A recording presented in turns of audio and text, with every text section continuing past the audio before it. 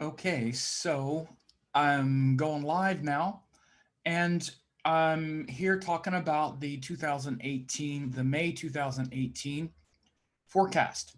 And this May 2018 forecast is, of course, relevant now that we are in May 2018. And going to just go over the calendar and see what we have um, for this upcoming month.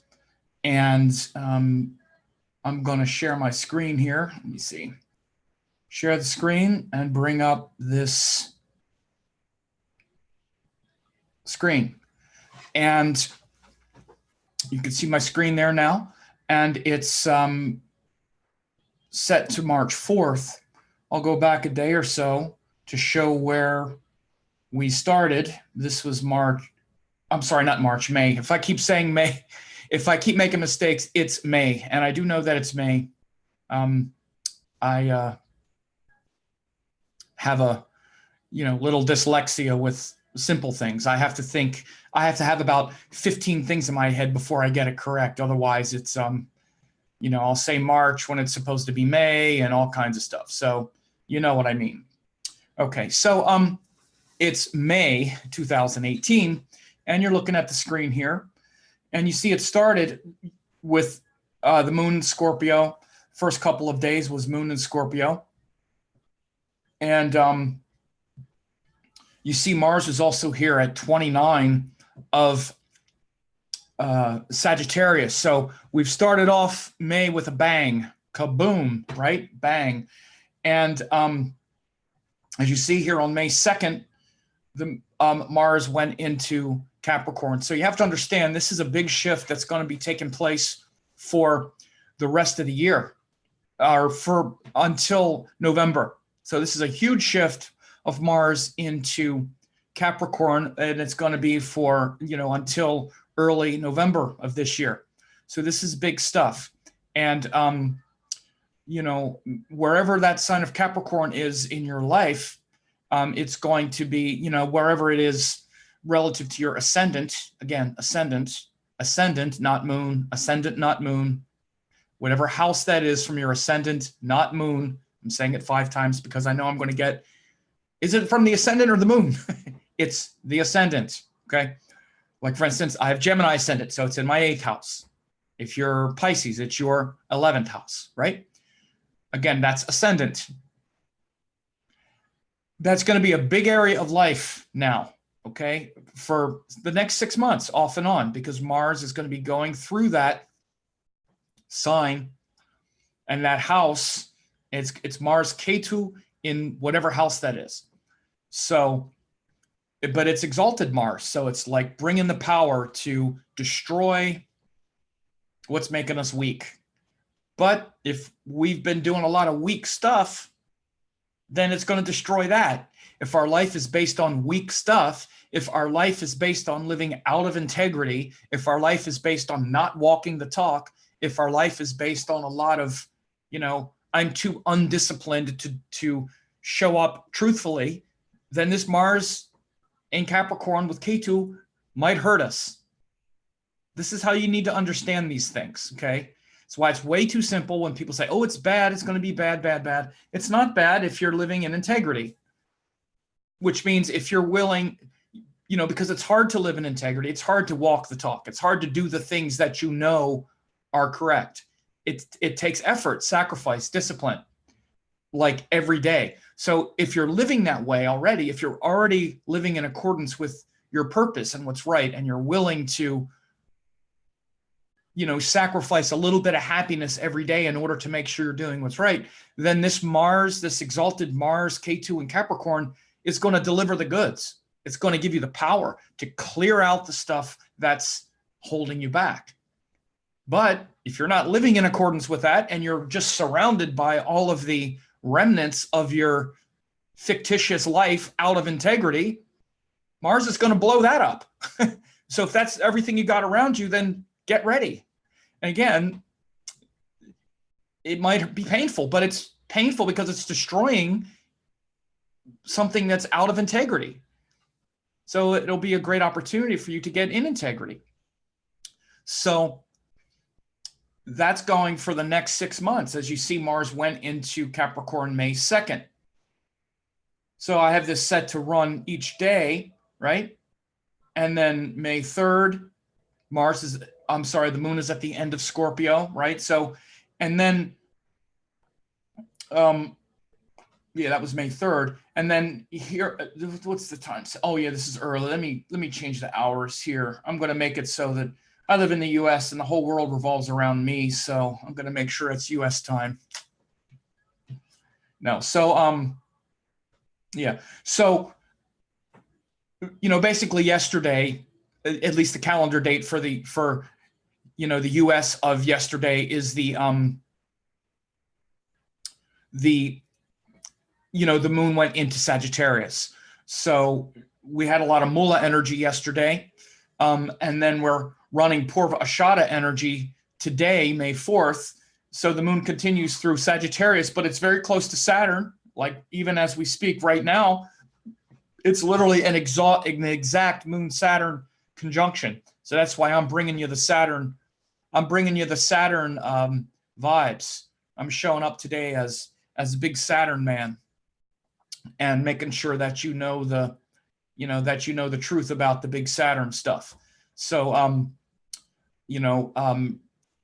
because we have a moon-Saturn conjunction, and that's big, especially here on May 4th as I record this.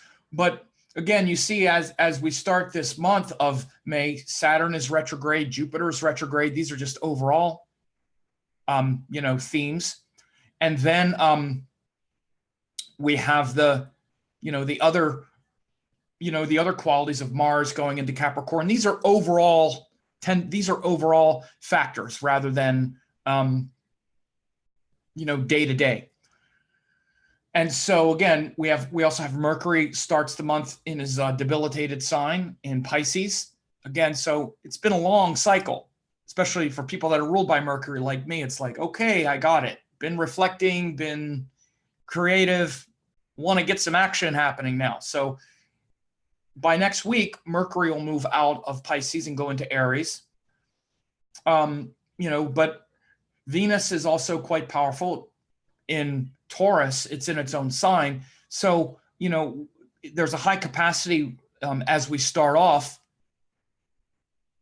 to have, this real connection with our, with our environment, with the people around us, with those things that bring us joy and happiness because of Venus and Taurus.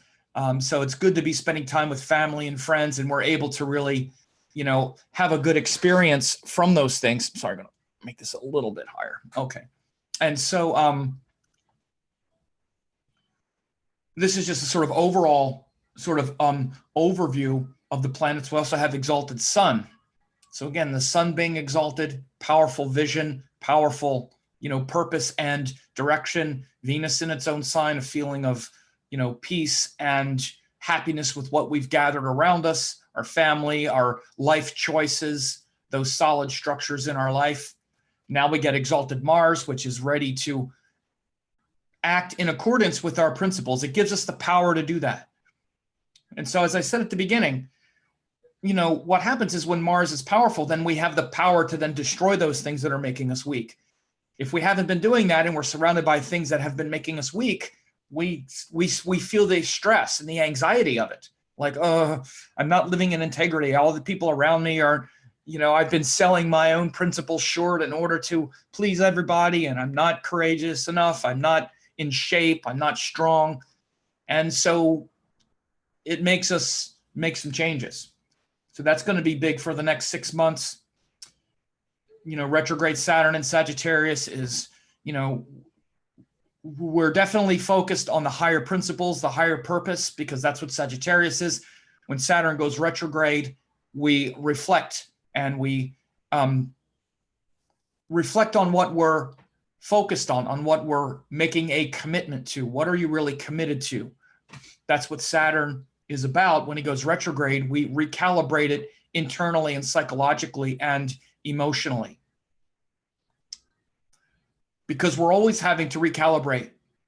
Now I'm committed to this, but I'm not really sure. This is why Saturn is retrograde about half the time.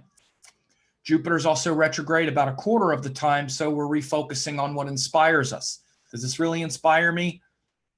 And we're getting sort of sidetracked because it's in Libra, which is the sign of a lot of people in social happiness, whereas Jupiter is about the bigger picture, the higher vision.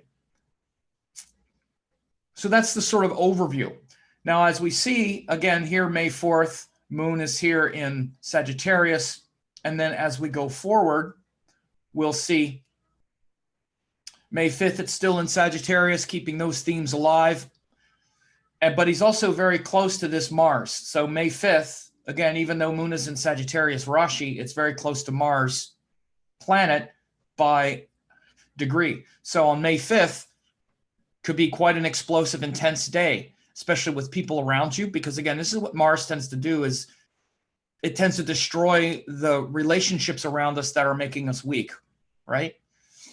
And we don't have to be destructive. We can just, we can just put up good boundaries and be realistic and be kind about it. We don't have to be a monster and blame people. That'll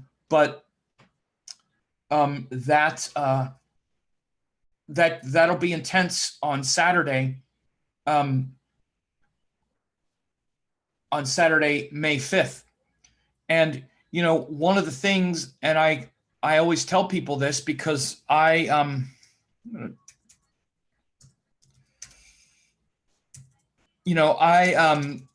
do daily forecasts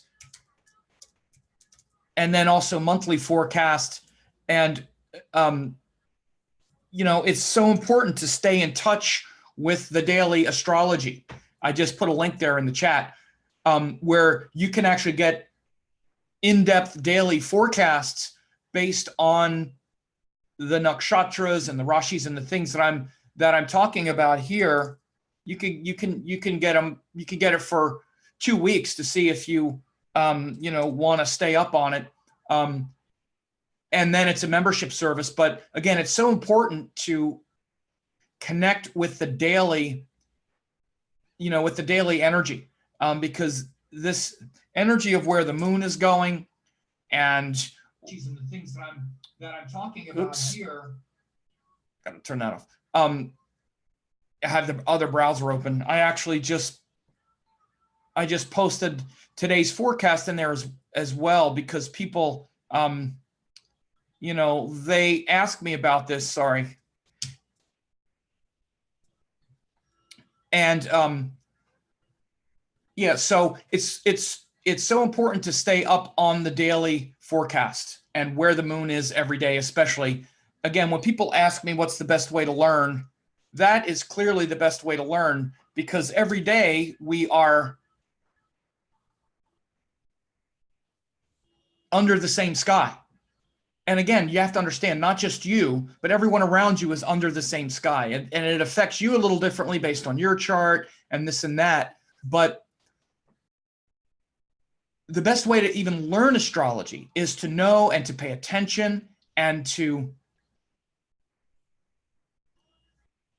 feel how it affects you, feel how it affects your life. Oh, World of Monsters is here. Awesome. World of Monsters. Check out his channel, folks. I'm going to go on his channel some point and talk about some Vedic monsters. What do you think, World of Monsters? Wouldn't that be cool? No, he's got a great channel over there. He does all kinds of cool stuff. You want to check out his YouTube page. Anyway, so you want to keep up in touch with the daily forecast. And so I do a daily forecast. I also do the lunar forecast when we have the full moon and the new moon. Again, because these are the monthly cycles that we're always going through. Right now, we're in the Aries cycle. Like I did several weeks ago, when the Aries cycle started, sun and moon together, it started that 30-day cycle for you. So we're all in this Aries cycle right now. Whatever house that falls in from your ascendant. That's the main focus of this month for you. The months don't have anything to do with Gregorian calendar days. Has nothing to do with January, February, May. I do this because we pay attention to the calendar, but the real calendar, the cosmic calendar, is the sun and moon cycles. Okay? So just keep all of that in mind and check out the link of the Astrology Training Lab, because it's definitely a great way for you to learn, and you can check it out for 2 weeks for only 50 cents. So again, and then if you want to stay up with it, then you can do that also. So again, here we are on May 5th. Moon is going to be very close to Mars in the sky. And again, literally look up in the sky and you'll see it. You'll see Moon next to Saturn and Mars tonight and tomorrow. Tonight, May 4th, and tomorrow, May 5th.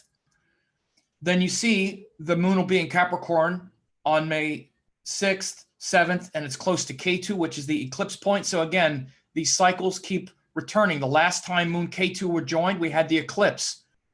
One of the things that happened about 5 Moon K2 cycles ago is we had that horrible shooting in Las Vegas. That was very close to a Moon K2 conjunction. So again, Moon K2 it's very, potentially explosive. So this weekend, watch for some potential explosiveness for sure, and into early next week. Okay, so this is May 7th, which is Monday. We see the Moon has passed over K2 and it's moving on. But over the weekend, we have this. You see, this is Saturday, and Moon is close to Mars. Sunday, Moon is in between Mars and K2, and then Monday, the Moon is passed, and it's moving on. Then it goes into Aquarius from May 8th to May 9th, which again, Aquarius is about social contract, the social obligation that we have to each other beyond just our personal power and strength, on May 8th and 9th. And you see on May 9th, Mercury finally leaves Pisces. He finally leaves his debilitation sign and goes into Aries, which is the sign of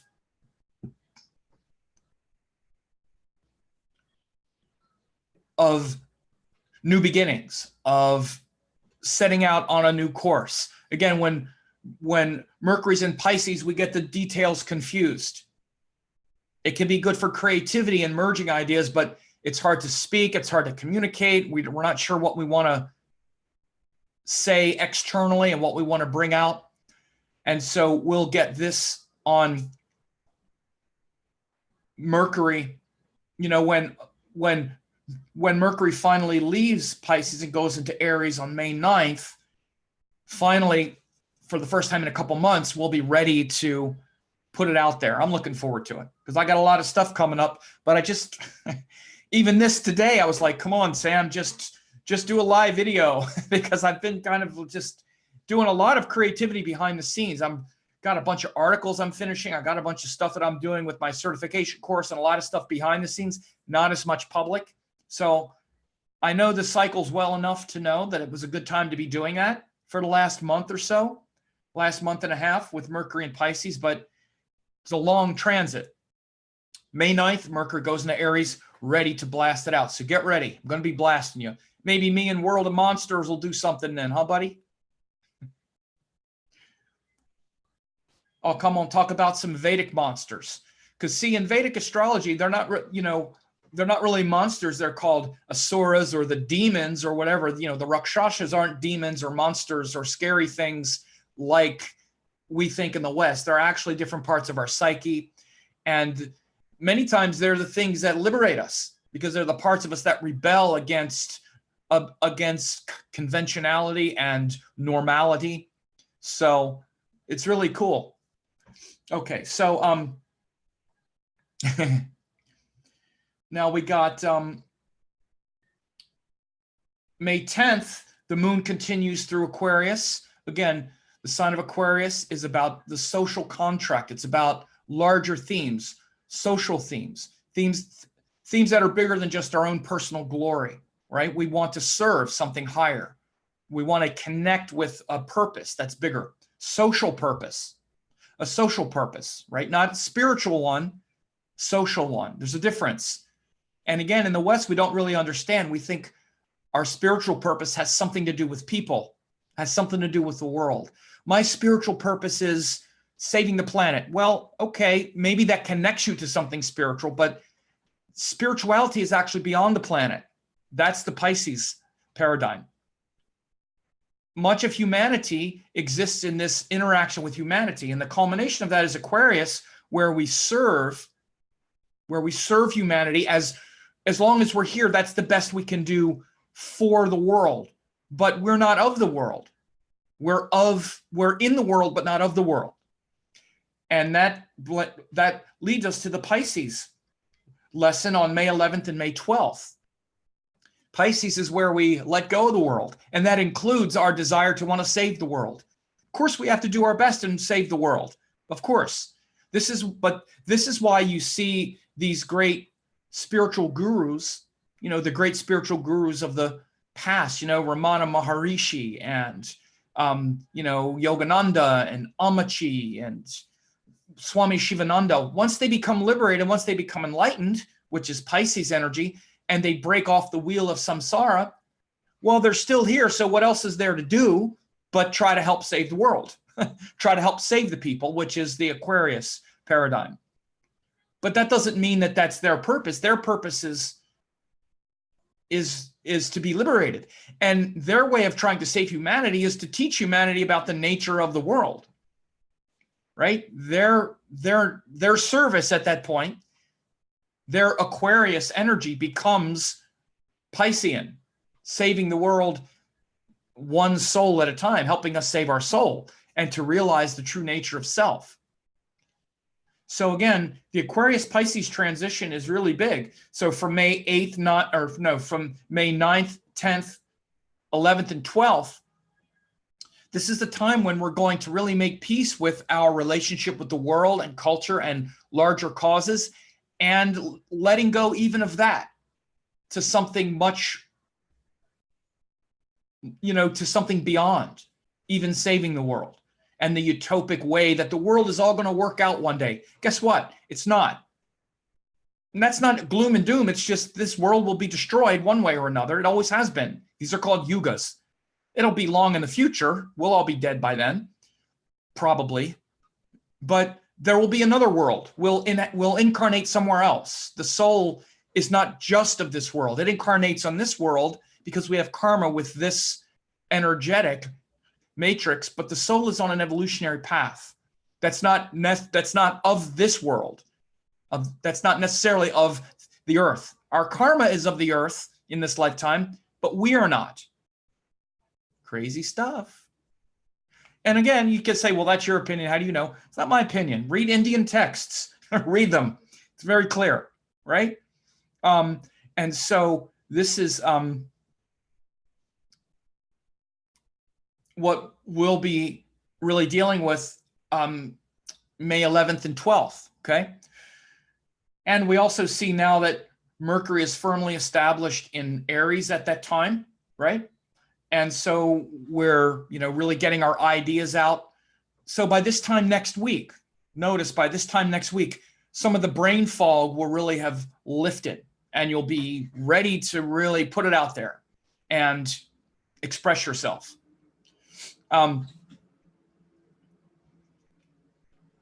And so then we'll see, and that's next Saturday, 11th and 12th.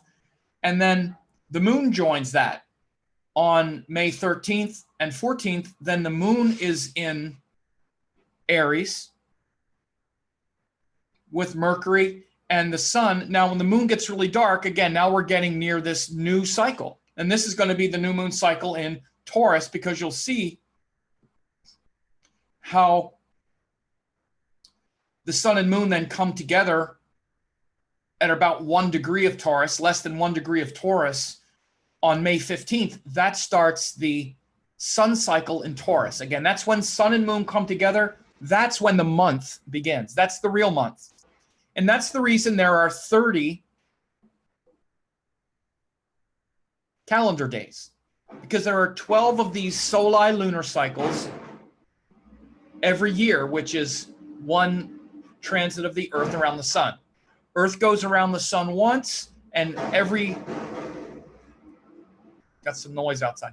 Every time the Earth goes around the sun once, there are 12 orbits of the moon around the Earth. So that's why there are 12 calendar months. That's why there are 12 zodiac signs. This is why there's 12. The original 12 is not calendar months or zodiac signs. It's lunation cycles.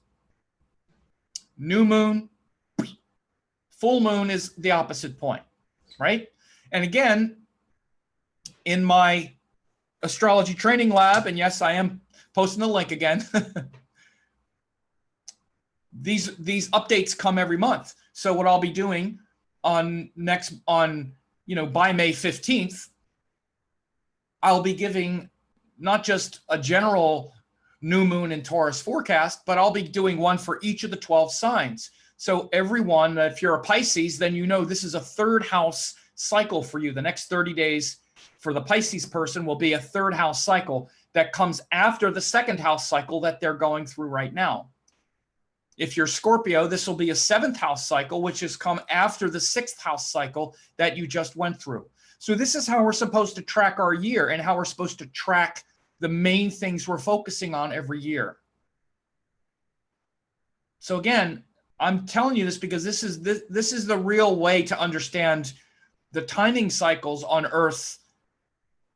The larger chunks of how your year is actually broken out into 12 different portions. By the way, I'll just say this also has a reference point to many, if not most, if not all spiritual traditions as well. For instance, like the 12 apostles of Jesus. Some say they were the zodiac signs, these principles are there even in the Iliad of Homer. I think there were 12, I don't remember what it was, but I've seen many spiritual traditions broken down around the 12. This is the 12 that keeps happening. This is why there are 12, because the year is broken up into 12 lunation cycles. So we start that lunation cycle, very important lunation cycle, May 15th.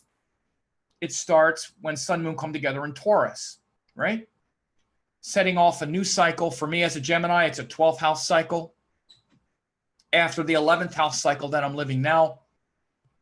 And so again, and then the moon is exalted in Taurus. So this, May 15th and 16th, May 15th and 16th, the moon is exalted in Taurus, starting this new cycle, right? And that's going to be, a time to really feel that stability, structure, love, and peace in your heart. And connect that with your environment, with the people around you, with your personal choices and daily habits and stuff. This is all the Taurus stuff. Taurus is very much about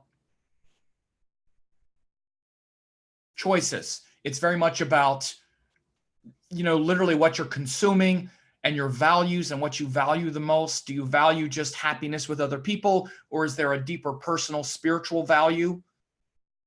Or do you value money and materiality? Where do you get your true values in life? That's going to be the big theme that starts from May 15th and for the next 30 days. Where do you find true value in life? Okay. So, and of course, all of this is sidereal zodiac, Vedic astrology based on sidereal zodiac, always been, always will be. All the nakshatras line up and the cycles were always sidereal. So, now, that's May 15th and 16th. May 17th, you see Moon Venus in the sky. Now, Venus is an evening star.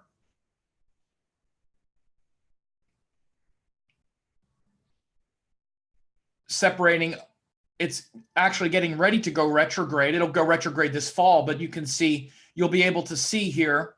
It'll be beautiful. You want to make sure to look up in the sky, May 17th especially. Write it down. May 17th, after the sun sets, It will be a nice sliver of a moon, a Shiva moon, right? It's the third Tithi, I think, yeah. Third Tithi, so the moon will be a small crescent, and it'll be next to a big Venus after sunset. So as the sun starts to go down, you'll be able to see Venus and the moon in the sky. But then as the sky starts to get darker, the western horizon will be gorgeous because there'll be that glow first of the sun setting, and then moon and Venus will be up there. Check it out. May 17th. And May 18th, they'll still be close as well, but you'll see how far the moon has gone. It will have gone about 12 degrees further. But you'll still see the crescent moon after Venus then. And actually look and just notice, this is how far the moon moves around the Earth every day. So on the 17th, check it out and see it's next to Venus. Again, that's on the ecliptic, which is a little deceptive. But they'll be in the same, what's called ecliptic longitude, which is this way. Or it's actually kind of like that. It's crazy. If you want to blow your mind, try to understand the astronomy, because it's these two things going like that. So it's kind of going like this. But sometimes you'll have one here and then one here, and that's called a conjunction. Rather, they're not like that. They'll be like that, sort of, after the sun goes down. But then notice the next day, the moon will be like here. And that place where it just was the day before, which was on May 17th, it'll kind of look something like this. Then the next day, the moon will be over here. And that's how far the moon moves each day as it's orbiting the Earth, right? So it'll be beautiful, and it'll be the moon in Gemini for the couple days after that, May 17th and 18th. Then May 19th and 20th, the moon goes into Cancer, and it's joined Rahu, the eclipse cycle. So again, 19th and 20th, these will be pretty emotional days for sure. With the moon in Cancer, with, full of emotion, full of, drama. And, when the moon hits this eclipse cycle, or hits this ecliptic, even this weekend, when moon joins Mars and Ketu, again, there could be some explosive stuff. We're seeing the kind of volatility. We had a major volcanic eruption in Hawaii today. There could be some explosive stuff.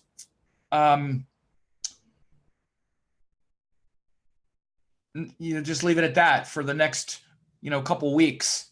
Definitely around 19th or 20th, we could see some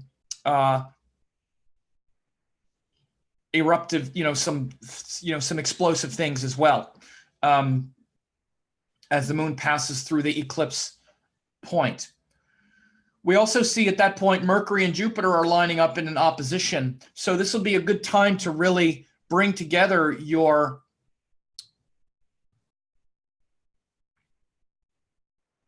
beliefs, which is Jupiter, the things that you believe in. Literally, that includes any kind of religion, so to speak, but it's not necessarily just religion, but whatever you believe, even if it's not a formal religion, whatever your belief system is, that's what Jupiter is about.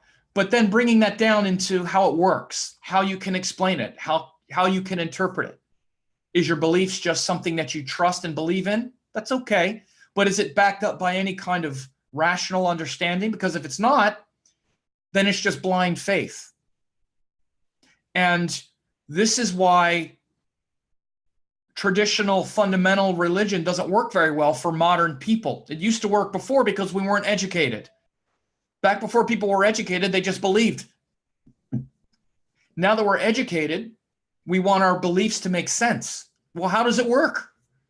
How can I believe in the Bible? None of it's true. None of it makes sense. Well, first of all, that's not the point. It doesn't matter that it doesn't make sense literally. It's a spiritual scripture, but that notwithstanding, we want the things we believe in to make sense to us. Otherwise, they're of no value to us. So especially you can see this transit May 20th. Mercury's moving pretty fast now, so it'll probably only be a couple days, but it's very close to the orb here.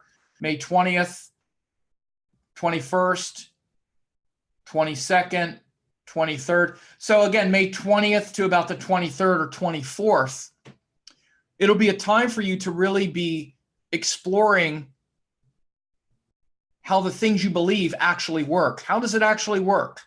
And bringing in that curiosity, being curious about the things you believe in and not just trusting blindly.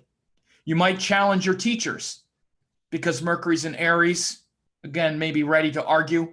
If you're one of my students, don't argue with me. I'm not to be trifled with. No, you can ask your questions. Your teacher should be able to answer your questions. I can always answer my students' questions, usually. And the reason is because I don't teach things that I don't know. See, this is the truth. When a teacher should be able to answer their students' questions if they're teaching something that they already know. If teachers are BSing their students, then when the students ask them hard questions, the teachers can't answer because the teachers themselves are just teaching things that they believe in and that they don't really know. They haven't really tested. And then the teachings fall apart. So this is why it's important for teachers, if you're a teacher, like I'm a teacher, to get your facts straight before you start teaching it, before you just start proselytizing something or blabbing something that you believe in that somebody taught you that you haven't really figured out or that you don't really know how to explain. And then there's a lot of that, especially here in astrology these days. People just repeating things that they've heard other people say that sounds good, or it's somewhere, somehow, I heard this person say it, so I guess it's true, and speaking about it like it's the truth. When you haven't tested it, you don't know how it works, you don't know how to explain it. So again, this is a very important thing for everybody, especially people that are listening to this astrology or other astrologers. Ask them how this stuff works. If they can't answer it, it should tell you something about them. Do they just, do they know how the things they're explaining actually works? Can they explain it? Again, it's big. So, but you want to be careful not to be aggressive about it, because sometimes that happens as well. People will assume, like what winds up happening with me is you just get a bunch of crackpots who want to challenge you all the time. Like, this is one thing that I get. Well, then what about Merva? And they just start going. And frankly, I can tell that they don't know what they're talking about. So they just want to challenge me because I'm a teacher and I'm saying something that, again, someone that they might believe in, or something they've heard somebody else say, or that they believe, they've heard this is right and they believe it. So now they're going to argue with me, right? When I already know that they don't know what they're talking about. So I just don't bother with it. And by the way, astrologers never, we generally don't fight each other like that. Like, I'm teaching at a couple of astrology conferences next month, right around this time, actually.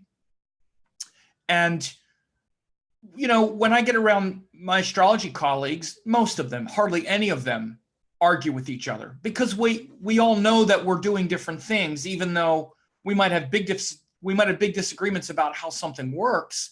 We all know that we have a system and we're all kind of working within something that's very open to interpretation. We just need to be able to explain what we're doing. So I couldn't ask another teacher, to explain what I'm doing. I need to be able to explain what I'm doing. I want them to be able to explain what they're doing. I don't need them to explain what I'm doing. In fact, they couldn't, because they're not doing what I'm doing. Again, so it gets very subtle and simple and complex and beautiful at a certain level. But the reason I'm saying this is for all teachers and students. This will be a time, May 20th to about the 24th, where you should be very aware of who you believe, who you trust, who you listen to, right? And not only that, but how you interact, because it's not just other people, it's you also. It's how are you showing up? How many assumptions do you bring up? Because again, this happens all the time. By the way, someone put it's YouTube, Sam. Yes, I understand, but I don't demean people on here just because it's YouTube. I'm not demeaning anyone. I'm empowering you, because if you're watching this, then you're engaged, and I appreciate that. And I'm not saying this to demean anyone or to demean YouTube or anything else. I'm saying this to empower, because what happens is people are confused these days. We don't understand how these things work. We think that just because we have an opinion or we've heard something, we think that it's factual. We think it's a fact. So see, the biggest problem is we don't even understand the difference between data and information that we've gathered and the truth. We think because we heard something, it's true. And then we go and argue about it or present it as if it's true or real, and we're missing the boat. So what this is about, and why I'm talking about this transit so much, is because this is an opportunity to really question all of that. Question your preconception first. Like, do I really know this? Do I really understand what I'm talking about? If I don't, why am I, not necessarily arguing, but why am I presenting data as if it's fact?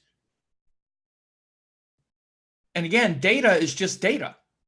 You can just, you gather data all the time about many things, like, let's say something even good. I mean, we cover a lot, we gather a lot of bad data, even let's say about astrology, like, Leos are both, Leos are vain, or Scorpios are, liars or something, which is bad information. But even gathering good information is just a data point. And data and a detail is not wisdom until it's practiced and really poured over and thought about and understood. So really ponder this. That's why I'm talking about it a lot, because it's a big thing that we're all going to be able to hopefully work through. When Jupiter and Mercury line up, especially in opposition, and they're influencing each other, it only happens literally once a year for a couple days. It's really a great time to self-evaluate. Of course, evaluate the teachers that we're listening to, be able to challenge them and understand, but also understand the difference between what we would call,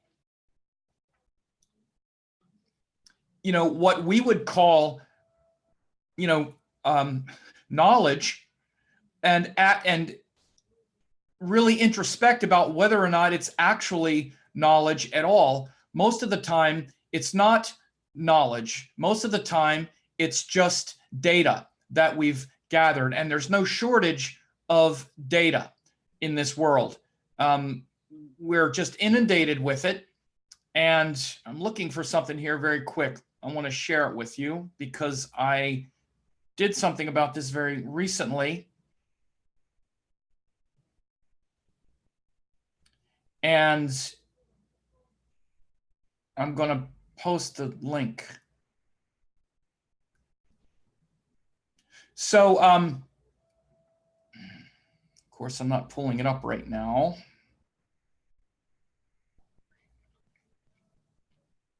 Anyway, so just do this one more second here. You guys can chat amongst yourself for a second.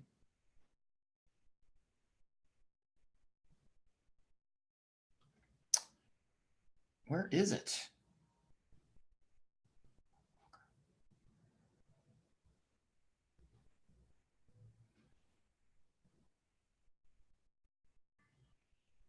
Give it one more minute and then I'll just go on.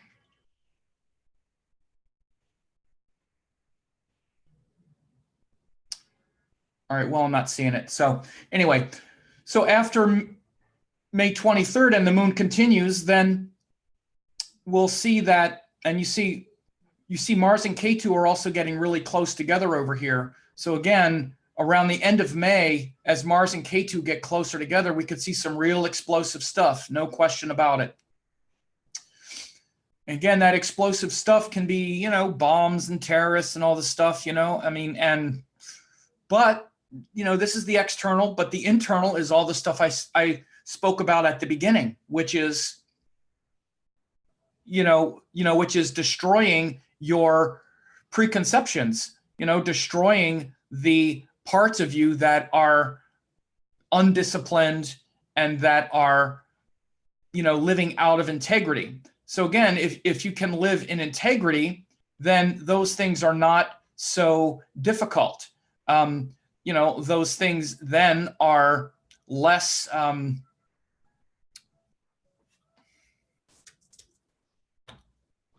stressful.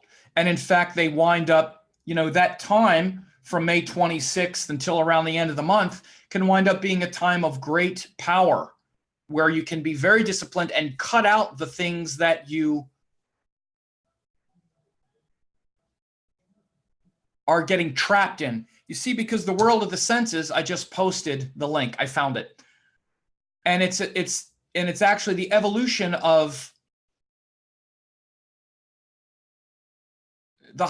it's called the hierarchy of learning. How data becomes information, which becomes knowledge, which becomes understanding, which becomes wisdom. There's this whole progression of things. My students that have studied with me for a long time have seen this before, but it's really important. Most people they hang out in the data information and they think it's wisdom.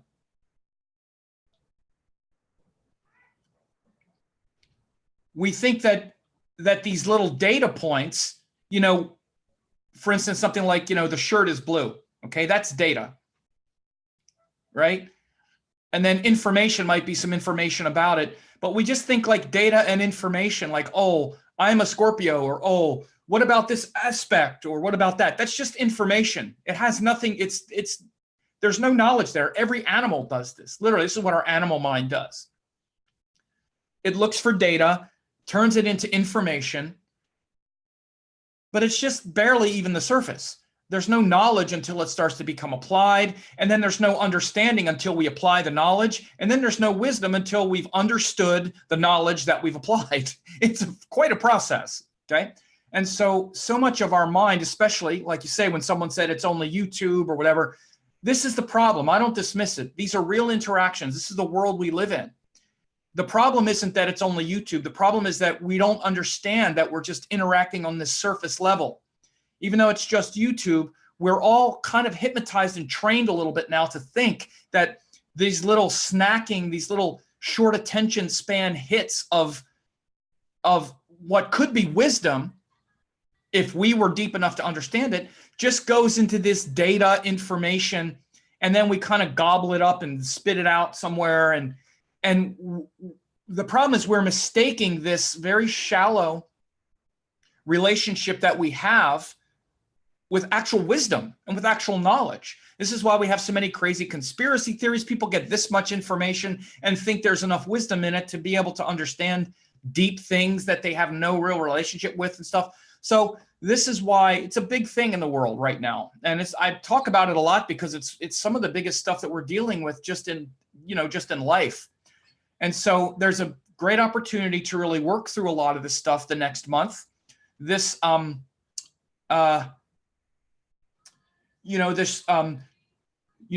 around the end of the month with the Jupiter-Mercury opposition, and then Mars getting closer to Ketu, is really going to be a time for you to get more disciplined about your life, to really show up and be honest and truthful and real about how these things are playing out in your own life. And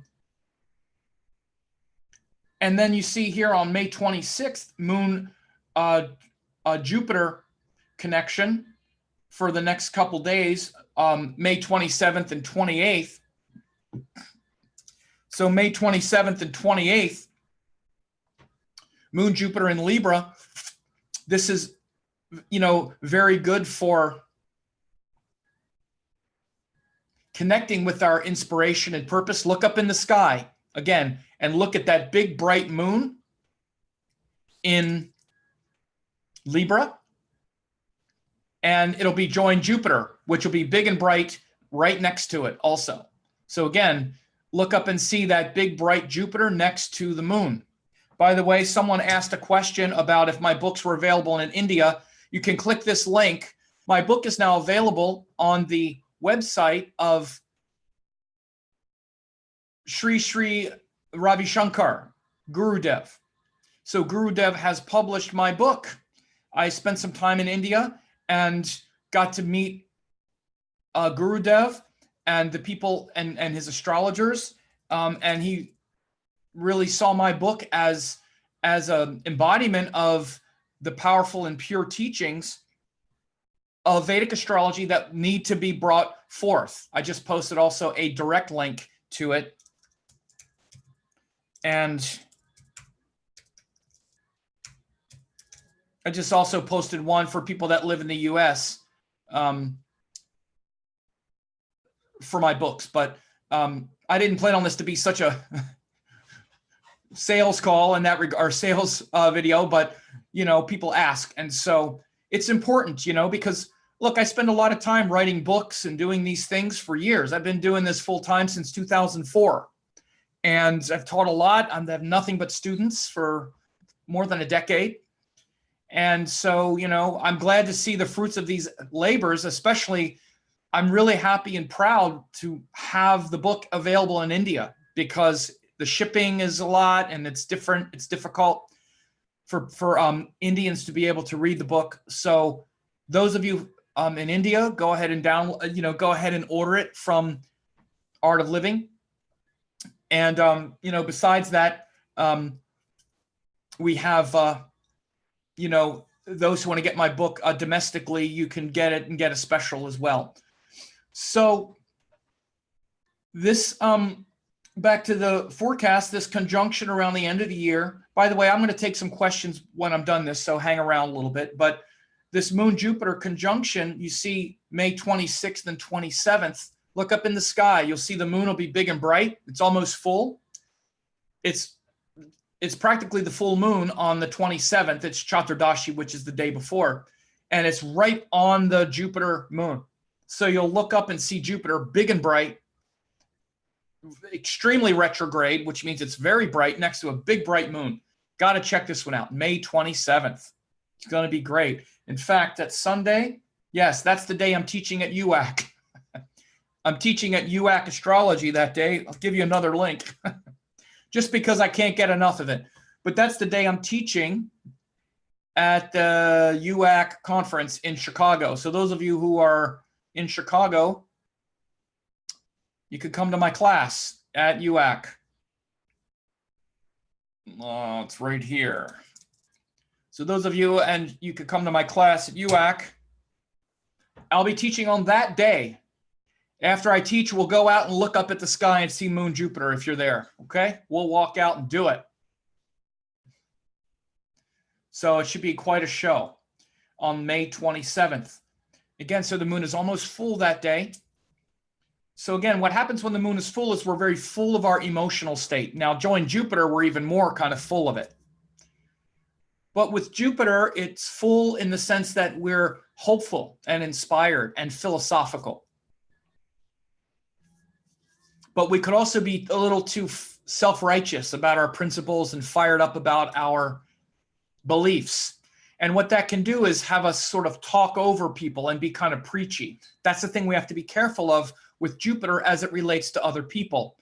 And this is happening quite a bit now as Jupiter's been in Libra. This is the problem of Jupiter in Libra, is we can be kind of preachy about our values and talk over people, kind of spiritual bypassing. Oh, you just don't get it. Okay. Oh, you're one of them. Okay. And not be engaged. So then the end of the month, May 28th and 29th, and into the 30th, moon is in Scorpio in its debilitated sign. You remember it started the month there, or close to that. And so the end of the month, there'll be that intensity of the full moon in Scorpio, which can be quite difficult. Again, pretty, it could be pretty triggered if we're not careful. And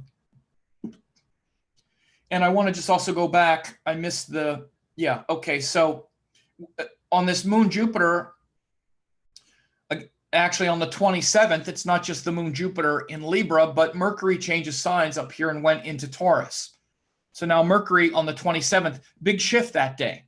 Mercury leaves Aries where he's enthusiastic, but a little too fast. That Mercury in Aries, we need to make sure to slow down and digest what we're consuming. But then when Mercury goes into Taurus, he'll also be in an exchange with Venus. They'll be in each other's signs. So that's going to really stabilize a lot of that Mercury energy around the end of May. So look for that as well.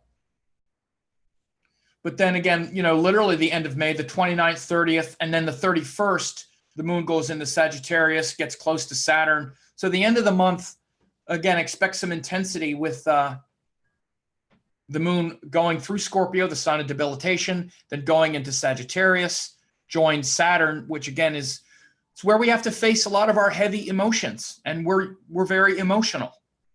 We're full of it. So when the moon is really bright, we're full of it. When the moon is in Scorpio, they're intense. So it's a bright, debilitated moon. Again, that can be difficult. But again, one of the things about when the moon is bright is there's a lot of power in it, meaning if we have a strong moon in our natal chart, especially, but even just in general, we have the capacity to endure a lot when the moon is bright. Okay, so that end of the month in May, even though it might be very intense and you might feel kind of triggered or sort of uncomfortable and passionate and like, stressed out, it's also an enormous opportunity to go deep. If you have a meditation practice, especially one based on devotional practices, then that could be quite good. It could be a time to really go deep into that and really have your meditations go through the roof. If you haven't done a lot of meditation or anything like that, and you're very wired into everything external is defining you, that's when it's hard. That's when life is hard. But that's when things like the moon getting in a sort of wacky dignity is hard. If you don't have any spiritual practice, you don't do yoga or meditate or do anything like that even working out or something to find peace. It's better to do things that are not just physical, but also, spiritual sadhana and practice, especially as it relates to, breath and stillness and solitude and peace. That's really what brings the soul to its highest stage. If you don't have those kind of things in your life, then all of these external things can really jack you around. When you have those things, then all of what seems intense and what is intense is also a catalyst for enormous growth, because intensity is just energy waiting to get channeled toward the truth. Just like all this Mars, it's funny because I see so much because people don't understand, because they're so used to hearing astrology being talked about in these mundane material terms and mainly emotional terms. Like, Mars, Mars, K2 and Capricorn, what's going to happen? Is things going to blow up? It's going to be hard. I'm going to feel bad. Yeah. Okay. Yeah. Yes. But again, that's not the point of life. Those things happen. And aside from them happening in the world, that they happen in you, and you're going to feel that. You're going to feel the intensity. And again, if you don't have any coping mechanism, then it just jacks you around. So get ready. If that's the way it is, you're going to get jacked around for 6 months. Okay? But you can look at it that way, and you should see it as a catalyst to have authentic power, authentic discipline. Learn if you don't have any of these practices in your life, if you don't do yoga, or you don't work out, or you're undisciplined and you're not putting into practice what you know to be true, like, where, your higher self is the point and the purpose, and you're not doing anything toward that, then now with this power of Mars being in Capricorn and the intensity and the difficulty, it's giving you the power to do that. That's why you're feeling the frustration. You're feeling the frustration because Mars wants to be doing the right thing, but you don't know how to do it. So you need to learn. And then once you learn it, with the power of Mars saying, learn it, or I'm going to drive you crazy for 6 months, then you learn it, and then you have the skill. And you get to practice it. So that's the gentle way for that to happen. The ungentle way for that to happen is for something to get destroyed, blown up, and you have to learn it whether you want to or not. That's typically what happens when you get these destructive energies like the Mars K2. It comes in and blows something up.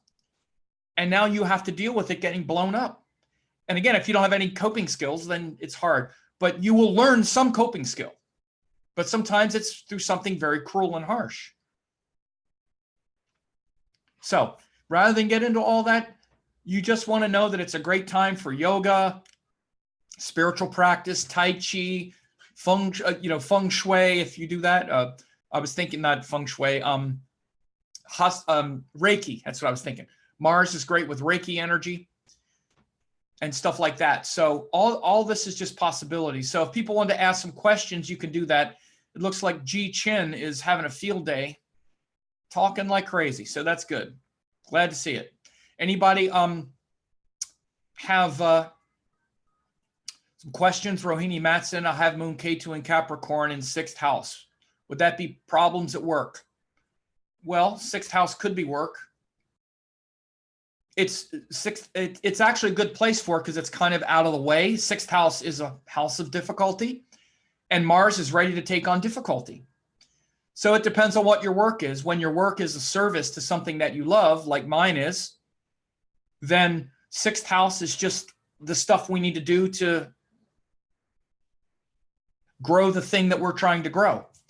So our work is supposed to be in service of something that we love. So the best example of the 6th house is, again, to get out of polarizing good, bad, difficulty stuff. Not that you said that, but this is often the way it's looked at. And again, work is it's not really the right word. 6th house is about effort, difficulty, stress, and things that are just not enjoyable. Simple. It's like the repository of all the stuff we just don't really feel like doing. For example, the 6th house comes after the 5th house. Okay. The 5th house is the house of children, where we have a baby and we love the baby. We love it so much that we're willing to do the most unpleasant, difficult stuff we've ever thought of. Get no sleep, change poopy diapers, spend our money on that little screaming monster for the next 20 years. Something we would never do for anyone else. Anyone else comes over and poops in the floor and says, clean it up, we'd say no. But our baby does it and it's like, oh, isn't that so cute? The 6th house is all of that difficulty. When we're taking care of something that we love, we don't mind all that difficulty. We don't even care about it. We don't even ask the question. We just do it as a service to the thing we love. So our work is supposed to be that way. This is what we're all trying to do, is trying to fill our heart with the thing we love the most. That's the 5th house. We want to be doing the thing we love. And if we're doing the thing we love, it's going to create a lot of work in the 6th house. But we're not going to mind doing the work in the 6th house if it's the thing we love. In fact, we can't do enough of it. I know with myself it's like that. Because I'm able to do the work that I love, the more I get to do the thing I love, the more work I have to do, like the work of, and that's probably the way you meant it, but the service. But I have to do it in service of the thing I love. The reason we don't advance in our career is because we don't love it. If you're doing work that you don't love, then all of that unpleasantness will at some point be a factor that will undermine you because you don't feel like being of service to something that you don't really love. You don't want that big promotion. So now you get to really work hard for this thing you don't care about. So it'll sabotage your career if you don't really love it. You'll only go so far. So again, 6th house is really about effort, hard work, and the difficult things that we don't really feel like doing. Mars being there is good because Mars will do the stuff we don't feel like doing. And it's good to have him somewhere difficult because that's what he does. Mars and Saturn both. They like doing things that are difficult. It's a challenge. So it depends on your work, to answer your question in general, because no idea what your work or you love it or whatever. So, yeah, so I don't know if it would be problems or not. I have no idea.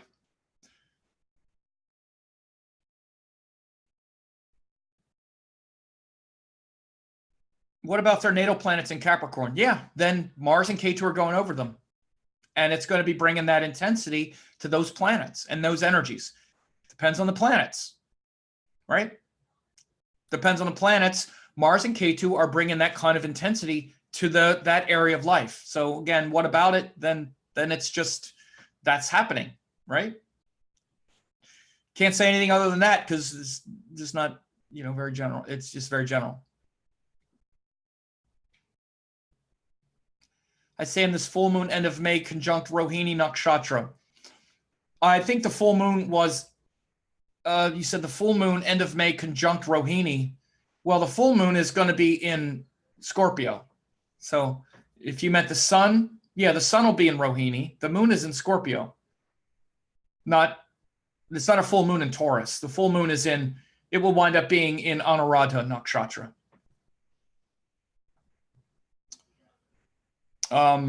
Mars, Ketu in third house for Leo ascendant. I have no idea what you're saying. If that's in your chart, then okay.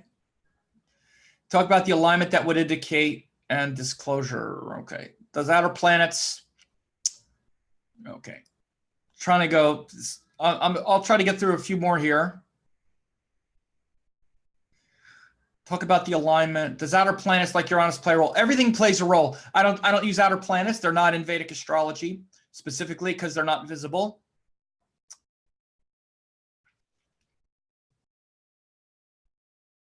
Is my sign moon sign or ascendant? It's ascendant. Okay. People that are just asking me to read their chart, I'm just not doing it because I don't have enough, and it's not a reading. Again, this is an example when people say like Mars in first house, Cap, Saturn in Aries fourth, what can I expect?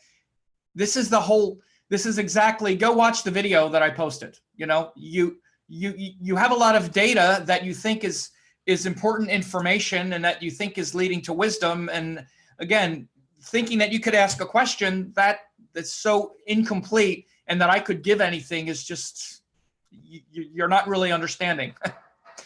So, and again, I don't want to be rude or anything, but it's just, you know, there's really nothing I can say. Someone said is sixth house health issues as well. Yeah, but health issues are the same thing. A health issue is because we're not willing to serve and go through the unpleasantness in the moment and eat a little less food and be a little less indulgent, we create a debt and an expense. That's what a health problem is. A health problem is a result, it's a debt and an expense that you're not keeping up with. And it accumulates over time. Great, Rohini. Then if you actually love your work, I think I've seen your work. It looks like you do, but if you love your work, obviously this would mean you're a Leo person, then this would be a great time. I mean, you've had Ketu going through your sixth house, which is probably, if you love your work, Ketu going through the sixth house has been really helping you get very focused and really eliminate a lot of the stuff that's not taking you closer to your truth. So Mars there is going to invigorate it even more. So what it does is what Mars tends to do when it's powerful is it destroys the things that are making us weak. Like I said, it's easy to hear it, but the work means that, look, we're all surrounded by things that are superfluous and little relationships here and there that aren't working, or little parts and pieces of things. And we try to help that. We try to get them to work out for as long as we can. Then when these energies come like Mars or Saturn that are cruel, and also the sun, it invigorates and says, okay, our sort of patience with it is sort of over, and we realize, okay, now this is the time to get rid of it. And the reason is because we get a little agitated by it, get a little aggravated. So again, if we have something that's worthwhile to us, then we understand the difference between just going out and sort of torching people because we're irritated, or realizing, okay, I've been patient with this thing long enough. Now I need to just kind of get rid of it. And that's the difference between a powerful Mars and one that is stepping into a situation where there's no integrity. When it's in a situation where there's no integrity, where there's just so much confusion around what even is integrity, or what these people are, who these things are, what the situations are, that we don't really know what we do. We don't really know why we're doing it. So we just start flailing around and blowing things up and having tantrums and acting really weird. So these are the two extremes. Within that, there's a kind of in-between ground. But if you love what you're doing, and again, you can look and see in your natal chart, this is how it works. If you got a powerful Mars, you're probably going to be already somewhat in line with only taking so much before you make changes, or, you know, whatever. All of that's how you really, assess these things. So when people ask me little things like, I have this and that, what does it mean? Again, it's so limited that I would never say anything because you really can't tell. But that's how you look at things in a more deep, in a deeper way. I'm trying to look through ones that don't have to do with people wanting to get some chart reading, because you really can't do that on these calls. I wouldn't do it anyway. Trying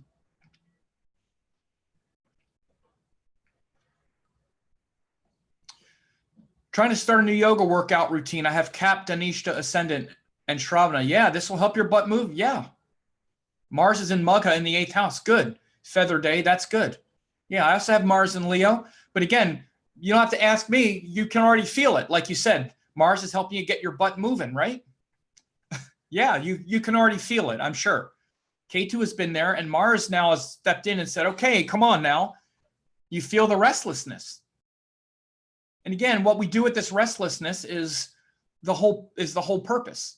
Do we like say, you're the reason I'm restless? Or do we go, okay, I'm not strong, not disciplined. I'm not doing readings at the moment. So someone asked about readings. I don't do readings that often.